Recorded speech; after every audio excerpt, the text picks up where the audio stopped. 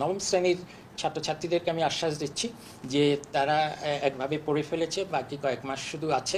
কাজেই তাদেরকে দশম শ্রেণীতে এসে যদি অত বিশেষায়িত বিজ্ঞান বিজ্ঞান মানবিক শাখা, বাণিজ্য শাখায় বিশেষায়িত বিষয়গুলো নিতে হয়, সেটাতে তারা নিজেরাই বাছাই করতে পারবে।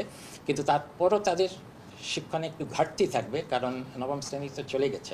কাজেই আমরা এমনভাবে আমি শিক্ষকদের সাথে কথা বলে দেখেছি যে তারা যেই পাঠ্যপুস্তকগুলো আসছে সেগুলো প্রথম দিকে তারা চালিয়ে যেতে পারবেন এবং শিক্ষার্থীদের কোনো অসুবিধা হবে না দশম শ্রেণীতে। কিন্তু শেষে একটু পরে গিয়ে দেখা যাবে নবম শ্রেণীর প্রস্তুতির ঘাটতি থাকায় তারা দশম শ্রেণীতে পুরোপুরি যেই বইগুলো আছে সেগুলো হয়তো সেভাবে সেভাবে সেভাবে তাদের অসুবিধে হতে পারে।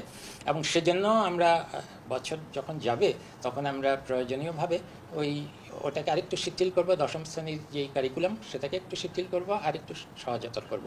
কাজেই যারা নবম শ্রেণীর শিক্ষার্থী আছে আগামী বছর দশম শ্রেণীতে যাবে তাদেরকে আশ্বস্ত করতে চাই যে কোনো রকমের অসুবিধা তাদের হবে না।